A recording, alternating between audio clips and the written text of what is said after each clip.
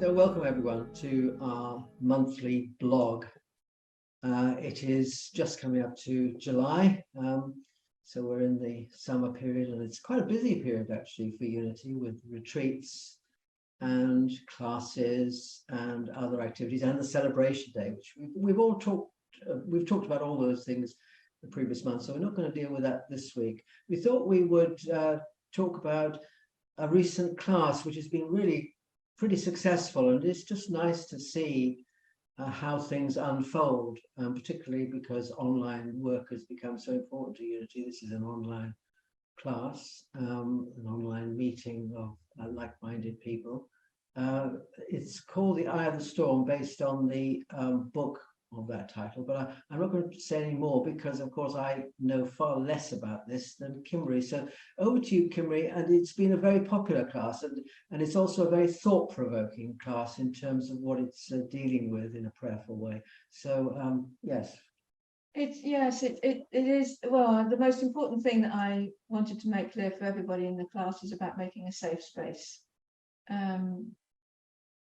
This day and age, with so much going on, so much confusion and uncertainty and fear and anxiety that we pick up around us with the energy that's going on around us, and the stress and horns tooting in the cars, it's all going on around us, that it's really important to make a safe place. And I think Unity is a safe place. Here is a place we do hold the energy, we do hold that connection, we do support each other, we're here for each other. And the peaceful process, The Eye of the Storm, the book, is all about finding that center point within. But first of all, we have to acknowledge when we're not centered, when we're knocked off balance, when we're brought up to respond in a way that everything out there in life is against me. I've got to protect myself, defend myself, or avoid all the noise and the horrific stuff that we see going on. So we've got all these defenses in place that are so unconscious we're not even aware we're doing it. But the book and the class is encouraging people to become aware of what our defenses are, where we're knocked off balance, and then seek to find that way back to balance. And we always talk about in Unity finding God within, and that's the primary role of this book, of this class, is to find that center, the eye of the storm with the hurricane going on around. We've got students from across the world, Dallas, Texas, to the Caribbean, to Africa, and North and South in the UK. I mean, it's an amazing class, many cultures, and that's what's lovely. We're hearing stories from different cultures about how different ways we're brought up to expect life to be a certain way, and you respond in a certain way, and none of them work. So we're right at the beginning of the class, we're sharing about our own stories and how we realize our upbringing has kept God out there because we've put life out there. So it's been all about finding a safe place within the group that we are establishing, where we can share and know that it's going to go no further, and that's really important.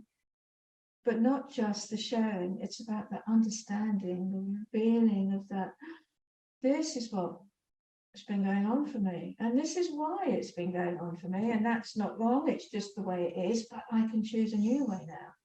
So there's exercises, and there's understanding, and there's practices that we'll do in the course, but it's all about finding our way back to center, finding God within us. And if we can do that all the time, when we're driving in a car and somebody cuts us up, when we're standing in a queue and they're pushing and they're shoving, and all the everyday things of life, if we can stop and find that center point within and breathe. Yes, because I suppose so often we want to repress it, don't we? You have a bad day, or you read something in the news and you just think, oh, I don't want to hear any more of that. Or you try and escape, which is fine. There's nothing wrong with escape in itself. You go onto a video game or whatever you might want. But in those moments, we're not really encountering our experience, are we? We're not really encountering life, and it can become an avoidance, and it can therefore become actually not good for us. I mean, it can actually make us ill. It does make us ill. Yeah, we can't avoid what's going on, and And there is a great deal of avoidance and distraction that's going on, and we all do it. I'm part of that, you know. I mean, we all find ways to distract ourselves. But as I say, the way out is through it.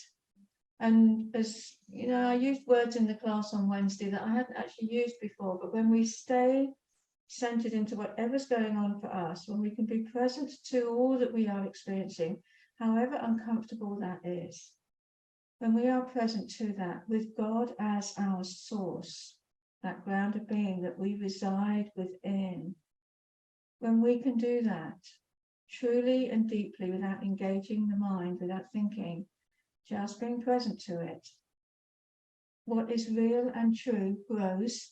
So love and peace and joy grow, and what's not true, this illusion that we've developed, I'm separate from God and therefore I need to, all of that fear, anxiety, avoidance, depression, all of that dissolves because it's not of God. The truth is God, and we are of God, created in the image and likeness of God. So when we are present to all that we are experiencing, if it's joy and it's good and it's love and it's happiness, when we're present to it, it gets even bigger. It's why we fall in love. It's an amazing thing. When we're present to those fabulous qualities, they grow. When we're present, fully present, without the mind, without trying to decide and understand and condemn and criticize, when we're just present in our body to whatever's going on, a feeling of rejection or fear or anxiety, we store it in the body, present to it and fully present to it, and know that God is here in this moment, in the presence, and just sit with it. We can find our way through it. We move through it, and it goes because it's not who we are. It's not who we are. We just think it's who we are. So what God is grows and expands, and what God isn't, what truth is grows, what isn't truth will dissolve. And it's been my personal experience. I have done the work. This is not just an idea. I have witnessed anger change to strength and energy, and rejection change to pure love and bliss.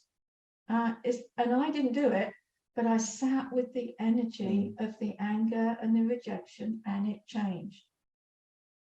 Powerful work. Yes, it is. And of course, it's not just one class, it's not just one group, it's not just one evening, it's a whole way of life that one can build up bit by bit, day by day.